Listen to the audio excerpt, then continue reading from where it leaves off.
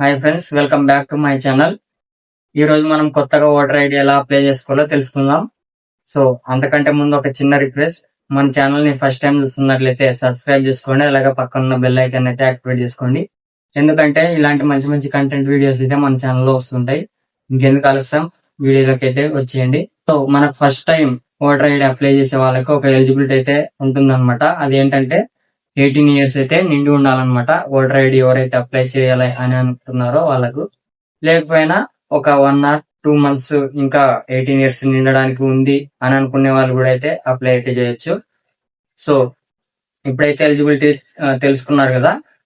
Next మనకు కావాల్సిన documents ఏంటి, ఓటర్ ఐడి అప్లై చేయడానికి కావాల్సిన డాక్యుమెంట్స్ ఏంటి అనేది అయితే తెలుసుకుందాం.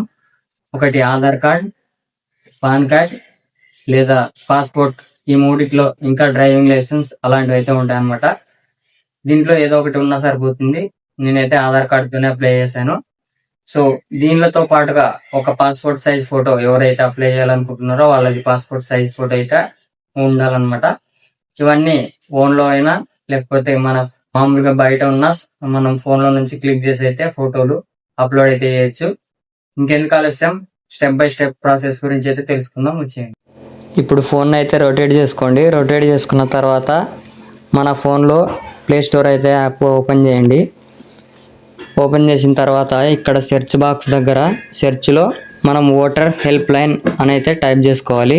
ఇక్కడ నేను ఎంటర్ చేస్తున్న విధంగా అయితే ఎంటర్ చేసుకోండి. ఇక్కడైతే ఇన్స్టాల్ పై నొక్కండి. ఇక్కడ చూపిస్తున్న యాప్ని అయితే ఇన్స్టాల్ చేయండి.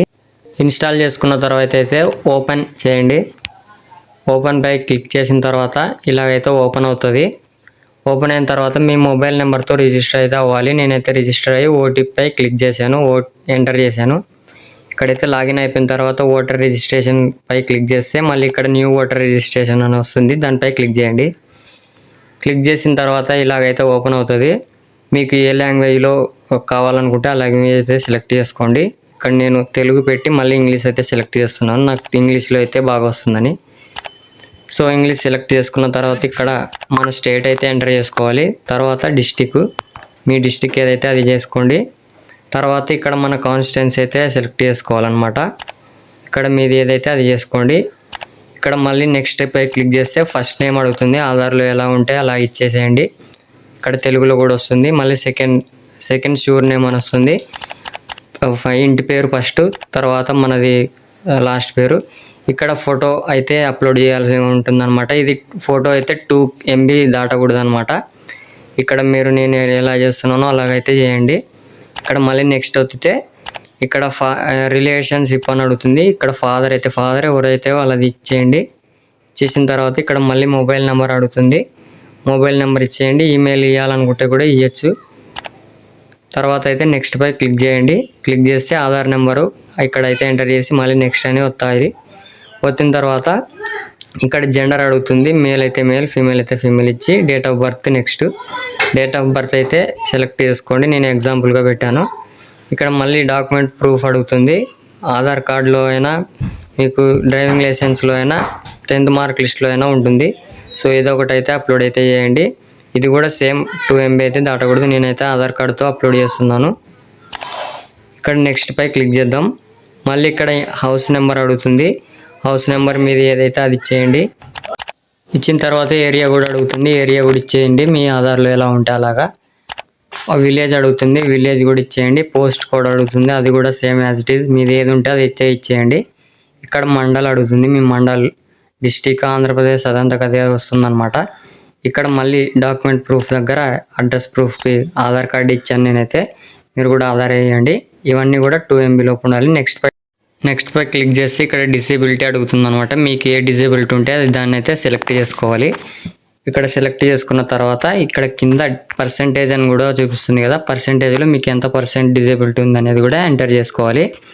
ఇక్కడ దానికి సంబంధించిన ప్రూఫ్ కూడా మీరు అయితే ఎంటర్ చేయాలన్నమాట. సో అది ఎంటర్ చేసిన తర్వాత ఇక్కడ నెక్స్ట్ పై క్లిక్ చేస్తే ఇక్కడ ఫ్యామిలీ రిలేషన్షిప్ అని అడుగుతుంది. మీరు ఫాదర్ అయితే ఫాదర్, ఎవరిదైతే వాళ్ళది చేయాలన్నమాట. ఇక్కడ నేనైతే మా ఫాదర్ది అయితే ఇస్తున్నాను. ఇక్కడ ఫాదర్ ఎపిక్ నెంబర్ అని ఉంది కదా, వాళ్ళ ఎలక్షన్ నెంబర్ అయితే అది కార్డ్ నెంబర్ అయితే ఇక్కడ ఇవ్వాలన్నమాట. ఇచ్చిన తర్వాత నెక్స్ట్ పై క్లిక్ చేసుకోవాలి. క్లిక్ చేసిన తర్వాత ఇక్కడ విలేజ్, స్టేటు, డిస్టిక్ అని ఉంది కదా, మీవి ఏదైతే అది సెలెక్ట్ చేసుకోవాలి. ఇక్కడ నేనైతే అవి అయితే ఇస్తున్నాను అనమాట, మా డిస్టిక్ అన్నీ. ఇక్కడ కింద మనం ఏ రోజైతే మనం ఓటర్ ఐడికి అప్లై చేసామో ఆ డేట్ని అయితే ఇచ్చేయాలన్నమాట.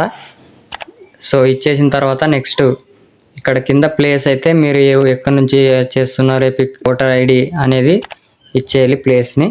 తర్వాత ఇక్కడ కింద క్యాప్చా అయితే ఎంటర్ చేసి సెండ్ ఓటీపీ పై క్లిక్ చేసి సేవ్ పై అయితే క్లిక్ చేసి ఇలాగైతే ఒకటి వస్తుంది రిఫరెన్స్ ఐడి అని. దాన్ని స్క్రీన్ షాట్ తీసుకోండి. స్క్రీన్ షాట్ తీసుకున్న తర్వాత ఎన్విఎస్పి అని గూగుల్లో ఓపెన్ చేసి ఇలాగైతే వస్తుందన్నమాట. ఇక్కడ ట్రాక్ అప్లికేషన్ స్టేటస్ అని ఉంది కదా, దానిపై క్లిక్ చేస్తే ఇక్కడ మనం ఇందాక స్క్రీన్ షాట్ తీసుకున్న నెంబర్ ఎంటర్ చేసి సబ్మిట్ పై క్లిక్ చేస్తే ఇలాగైతే మీరు చేసిన ఓటర్ ఐడి అప్లికేషన్ ఎక్కడ దాకా వచ్చింది అనేది అయితే తెలుసుకోవచ్చు.